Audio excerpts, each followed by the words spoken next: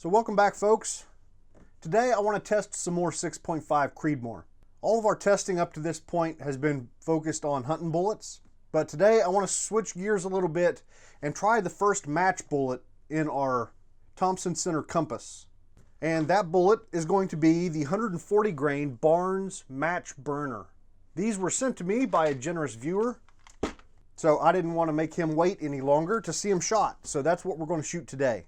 This bullet is very similar to there's a 140 grain Hornady match bullet, open tip match style bullet. There's a Nosler custom competition, and then there's the Barnes here. They're all about 30 cents a piece.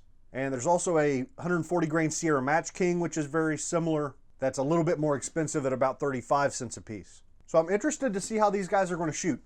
And I want to try out a couple of new powders to me. The first of which is Accurate 4350. We've tried Hodgdon H4350. We've tried IMR 4350.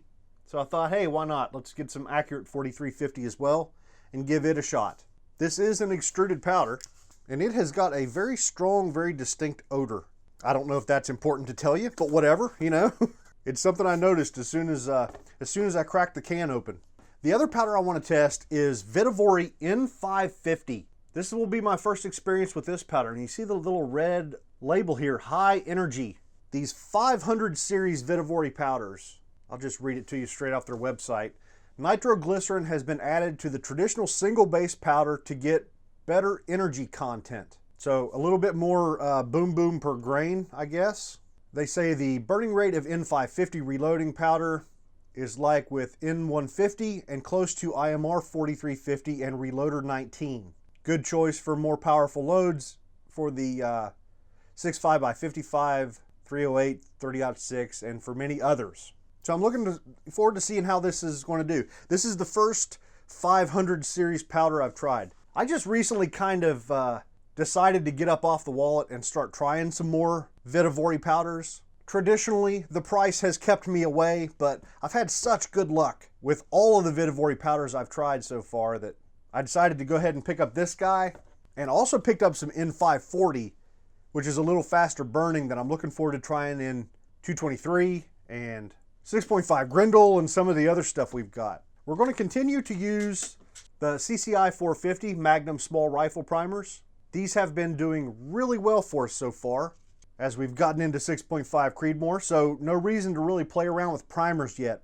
We're going to get there sometime, but not really soon because the 450 seems to be doing a really good job.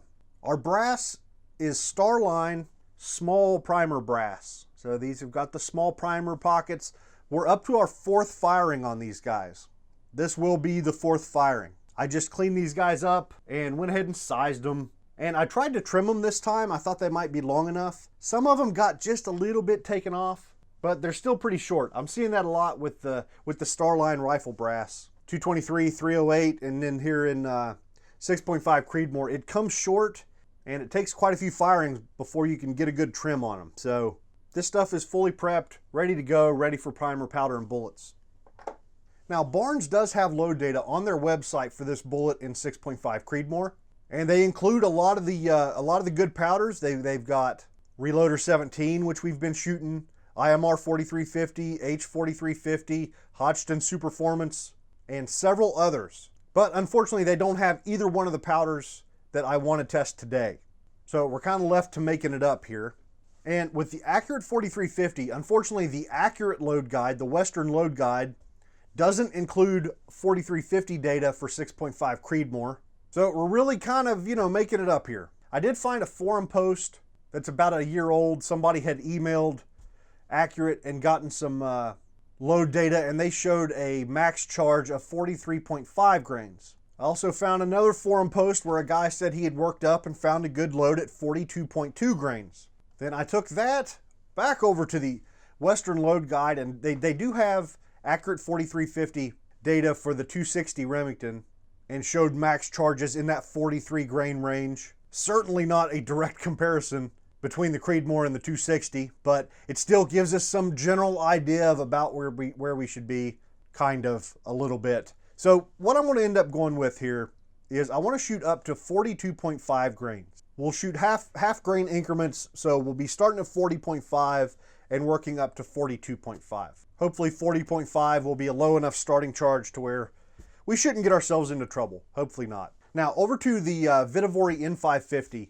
The only load data I have for this powder is from the Vitavori website, and they do not have the Barnes match burner, but they've got the 139 grain Lapua CNR and the 140 grain Nosler AccuBond.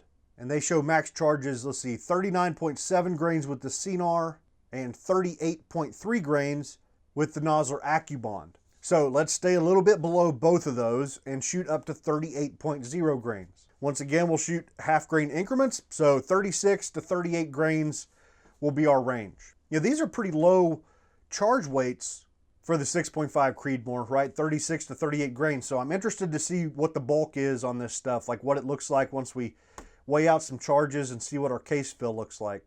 I'm not sure if this stuff is bulky or if we're going to have a whole lot of empty case. We'll see. Now the Barnes load data shows an overall length of 2.7 inches. I was playing around earlier with my Hornady overall length gauge, and it's looking like 2.890. Right about there is where I hit the lands in my rifle. And for the most part, with this gun so far, we've been shooting short stuff. With all of our hunting bullets and stuff, we've mainly been sticking to the recommended overall length. But here in this one, I want to stretch it out. I want to shoot long. And I think what I want to shoot is 2.875 inches, which will put us about 15 thousandths off the land. Looking at the seating depth here in a split case, the blue mark that you might be able to see there. There we go. That's the bottom of the bearing surface of the bullet. So it looks like plenty of bearing surface to neck contact there. So it's looking good. I figure this, yeah, good enough test to see. This is as good a time as any to see how the gun shoots when we get things a little bit closer to the lands. So that's the plan. Step number one here will be to get some primers put in. I should probably grab my Frankfurt Arsenal hand priming tool. I still need to make a video on that guy. I've been using it quite a bit recently. But you know what? My RCBS tool is sitting here handy, and I don't feel like pulling the other one out of its box. Tell you what here, with the fourth firing on our Starline brass, the primer pockets are still feeling very good. Still feeling excellent. All right, so I got our Accurate 4350 charges weighed out. I figured out the seating stem here that we need for the bullet. So just getting these guys installed and we'll be ready to do some bullet seating. All right, so our target overall length is 2.875. Yep, we're at about 2.890 right now. So let's go down 15 thousandths. 2.876, 2.877, 2.877. Let me go down a couple more thousandths then. 2.874, 2.879, 2.875, 2.874, and 2.874. Yeah, and the one that reads 2.879, let me see if I can get you an up-close view of the tip of this guy. There we go. You see how that guy's kind of got a little high spot in its hollow point? So that's not unusual. All right, so now let's use the Hornady bullet comparator to read overall length to the ogive of the bullet instead of the tip. 2.268, 2.268, or 2.269, 2.267, 2.268, and 2.268. So it looks like measured to the ogive, we're seeing about 1/1000th of an inch of variation.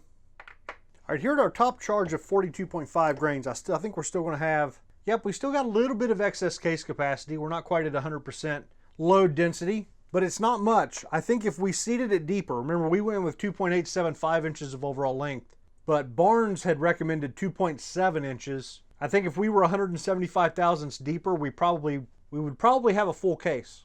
So this is good. This is really good case fill. We're almost full. A lot of times that leads to accuracy. All right, so I got the N550 charges all weighed out and just about done seating the bullets here. Earlier I had questioned how bulky the powder would be, and it is definitely not bulky. There is a lot of empty space in the cases here with this. So much that I went back and double checked the website, make sure I didn't get the numbers wrong. So yeah, lots of empty space. So it'll be interesting to see how these guys shoot. And speaking of that, we're done. Let's get out to the range. All right, folks, for the last few videos, we've been shooting from a Caldwell lead sled, but it's been really banging the gun around too much. And at one point our scope came loose and it's just getting crappy. So I'm going back to a standard front rest and rear bag this time. This is our same Thompson center compass. It's got a 22-inch barrel with a 1 in 8 twist. I'm shooting with my Silencer Co. Omega suppressor. Got a Magneto Speed V3 chronograph. So the scope I've just put on this guy is my 4-16 by 44 Vortex Viper HS. A little bit better magnification than the 12 power scope we've been shooting on this gun recently. And it's just all around a little bit better scope. So hopefully, hopefully we'll shoot some good groups today.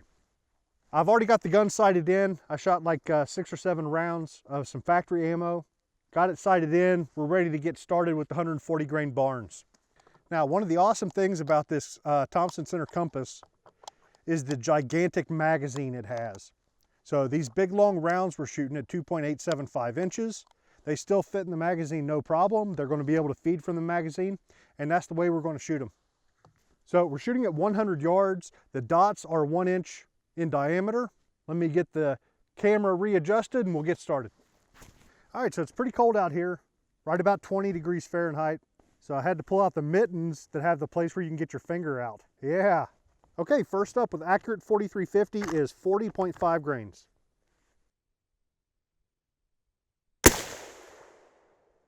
All right, so we're starting without any good load data here with accurate 4350. So taking a good look at this first piece of brass, it looks just fine. Our velocity on that shot was 2573. So that, that's good and in the ballpark of where we want to be to start off with, so good. Let's see if it groups.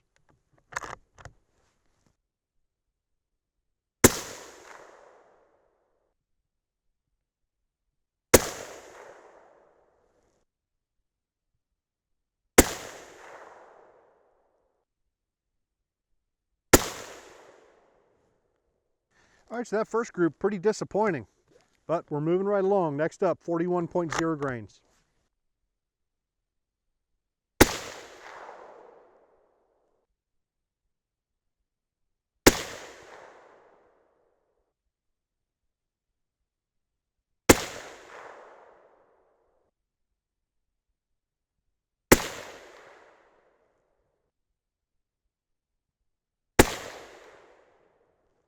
All right, man, what a difference a half a grain of powder makes.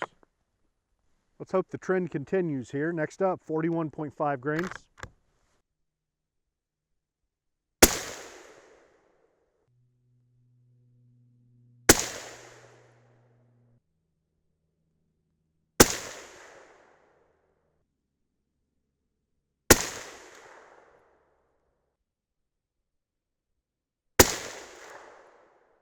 Huh, that was kind of weird. The group started up high like the previous group and then worked its way down. Very strange. And the velocities were weird. So the first 2 shots that went high, the velocities were in the 2590s, but then the next 3 shots were up above 2630, and one of them was 2671. So yeah, weird group, weird velocities, just weird. All right, a little bit of an extended break. So the barrel's nice and cool now. Well, look at me grab the barrel with my gloved hand like I'm going to be able to feel whether it's warm or not. All right, moving right along. Next up, 42.0 grains.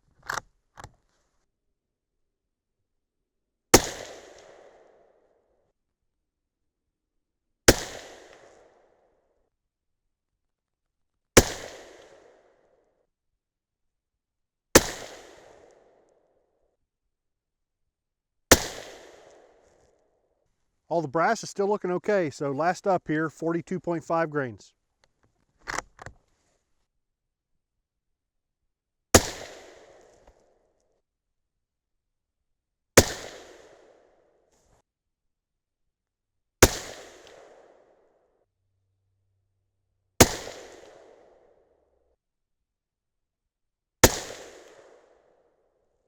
Well, that sucks. The last shot kind of screwed that last group up a little bit. But so far, okay. Right, couple groups that aren't terrible, but kind of some ugly ones down there as well. Okay, moving right along to Vitavori N550, our first Charge weight is 36.0 grains.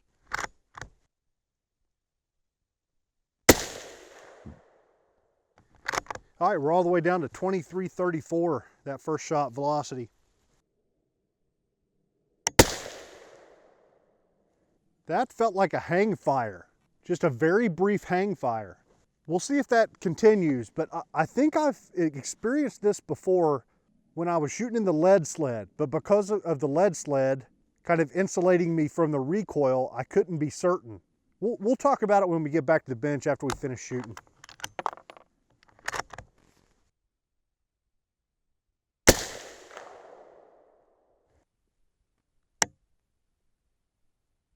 Just got a misfire. I didn't hear the primer go off. It's been 20 seconds or so. That's kind of freaking me out after having what I think was a hang fire to then have a misfire. Lay it down on the ground. Got me worried. Got me thinking.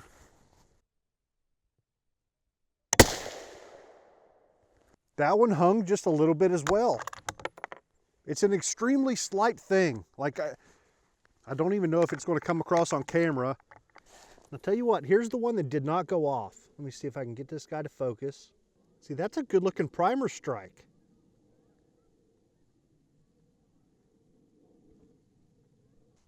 All right, let's just put it back in the gun and see if it goes off with a second strike to the primer.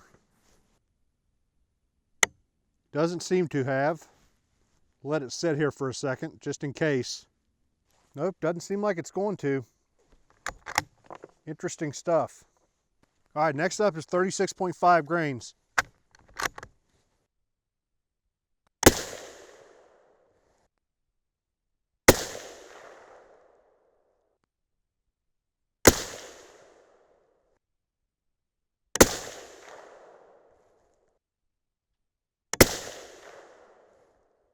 I had a couple more in that group. Just the slightest little bit of delay. Very weird stuff. But the groups are still looking pretty good. All right, I'm gonna take a little bit of a break to let the suppressor cool off just a touch before we finish up these last 15. Okay, 15 more shots to go here. First up, 37.0 grains.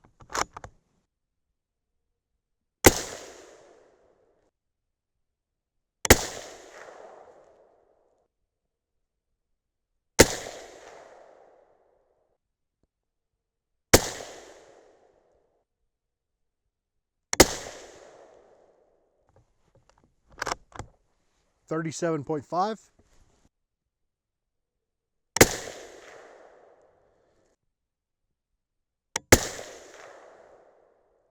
I can't help but wonder if I'm about to blow my face off. This seemed to get worse whenever we switched over to the Vivore N550, and I'm not sure why that is. I think what's given me a little bit of a sense of comfort is the one that just would not go off. So I don't know. I don't know if I'm about to blow my face off or not. Let's go ahead and finish them out. That one didn't go off. You know what? I'm getting freaked out about this. We're going to call it done. That was a good primer strike again. With all these stupid hang fires, I'm wondering, could this primer, maybe it went off and the charge just didn't light. I don't know. Let's get packed up. Let's get back to the bench and think this over, inspect things a little bit. All right, so this video was already supposed to be up by now, but I needed to take some time. I've never experienced this problem before, and I wanted to do a little bit of research. What I've done is torn apart the first misfire. This is the one that I actually struck the primer twice and never got it to go off. So first thing, let's look at the primer. That, my friends, is a fired primer. It absolutely went off. I made a little red mark on it so I didn't get it mixed up while I was popping it out, but that primer went off. Here at the flash hole, nothing weird going on there. You can see the black in there in the primer pocket where it definitely went off. No doubt about it. Now, as I was searching around for information on this, I found a couple people report that they found the same exact thing going on. Let me brighten this up a little bit. And that they found some weird reddish discolored powder when they dumped it out. And right there it is. And it's clumped together. See if I can get this out of here and onto the bench.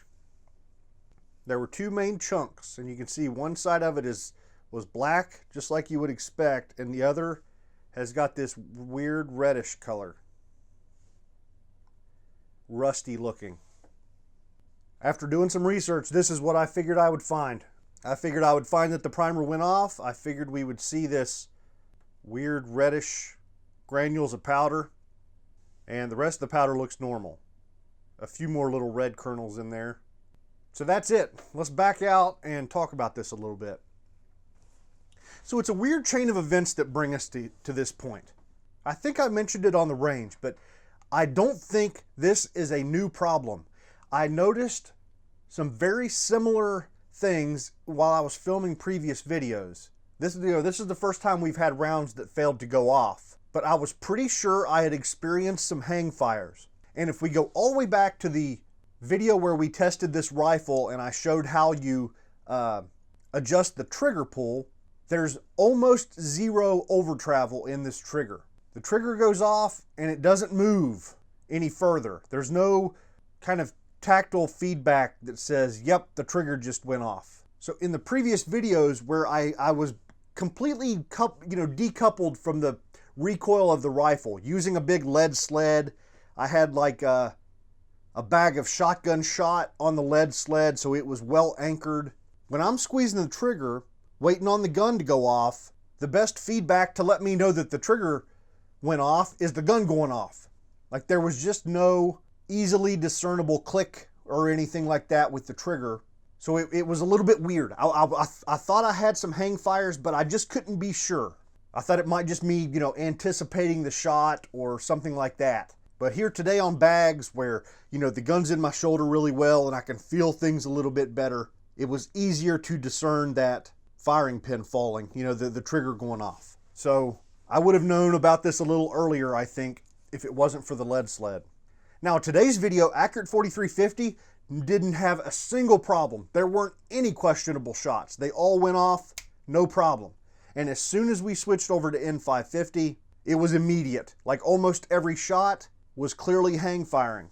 Now I found, like I said, I wanted to stop and research this before I finished this video because I was kind of at a crossroads here. I either need to turn this into a hang fire investigation video, or I need to just, all right, let's go ahead and just make it the normal bullet test video, put it out, and then make the next video a hang fire investigation video. That's the way I'm going to go. I'm going to wrap this one up here pretty soon. We've identified a problem. I've got some ideas. I've read some stuff. I want to think up some more ideas. I want to read some more stuff. And then the next 6.5 Creedmoor video is going to be a hang fire investigation video. I wouldn't say this is a common problem, but this is not a unique problem. I found a lot of people out there reporting it in 6.5 Creedmoor, 6.5 by 47 Lapua, and it seems to be in small primer brass, like we're using, right? We're using the Starline small primer brass. So the question, just a couple of the questions I'm hoping to cover in the next video is, with N550, like I had mentioned, our charge weights were very small. Our case fill was very small. So was this related to a lot of the case being empty? Or is it just a very difficult powder to ignite? If we switched to large primer brass, would we have had any problems with these charge weights in this powder? Are there other small rifle primers that would have done a better job of lighting this powder? Those are the questions that are going through my head right now that I hope to cover in the next video. But here for today's video, let's talk about our results. Let's wrap it up. I'll be interested to hear what you guys have to say down in the comments, and we'll leave those questions for the next video. All right, let's have a quick look at the brass. And our first 5 rows here are with AA4350, and there's really nothing to see. We only got up to 2,668 feet per second, which is certainly respectable, but it's not that high. You can see just the ghost of some ejector circles there. Whether those are from previous firings or this firing, I can't tell for certain, but there's certainly nothing scary going on there. A little bit of cratering, like we see with the small rifle primers in this gun with this bolt, nothing to worry about. A couple others from the max charge here with Accurate 4350. Nothing to worry about. Now, over to our first charge with Vihtavuori N550. Our velocity was extremely low here, 2,386 feet per second for this charge. So, no pressure signs here, but what we do see is some fouling that made it all the way down to the shoulder. So this was the other end of things. You know, this was really low pressure. And this continued. Here's the next charge up. Same deal. Now, the last two shots we took, which were 37.5 grains, we had made it up to 2,462 feet per second. Still a little bit on there, but it's getting better. Like, I think we were finally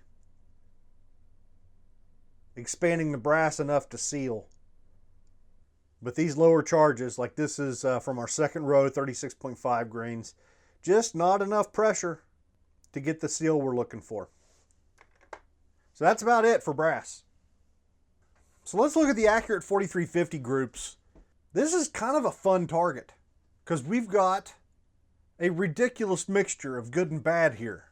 Started out, that first group was just a generally crappy group. Like, it wasn't even trying to group, and really kind of, you know, got me worried there to start. And then immediately 41.0 grains, we shoot a 0.571 inch group, and it's looking awesome.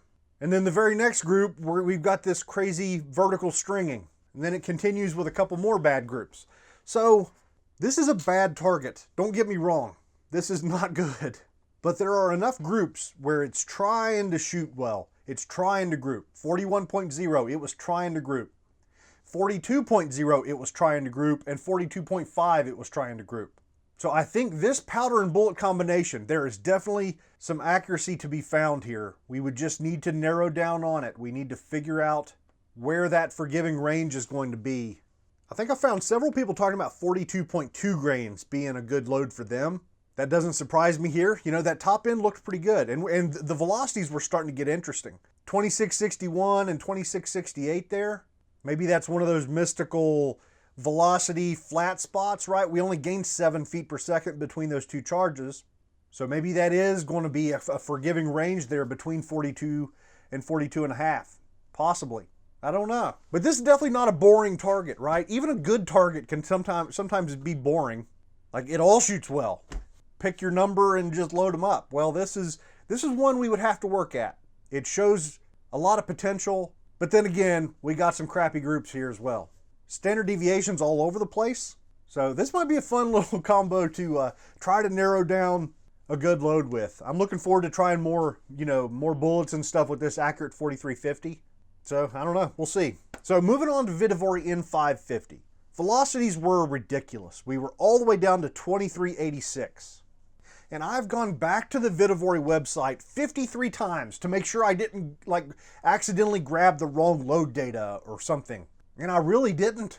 These are within their, these are above their starting charge. And it just was not, I don't like shooting this low. For one, if I wanted to shoot 2,386 feet per second, I would just shoot my Grendel. But for another, like we saw when we were inspecting the brass doesn't seal well to the chamber, and you're getting gas, and your case fill sucks, and there's a lot to avoid on the low end. Everybody worries about going too high, but it's the same way on the low end. You need to be in that good range, and I just didn't feel like we were quite up to the good range. The Vihtavuori load data shows them pushing the 139 grain Lapua Sinar up to 2,759 feet per second out of their test gun. But regardless, I mean, we should be, 2,650 to 2,700, I would think, before we started having to worry about pressure, I would think. So we've still got a long way to go up here.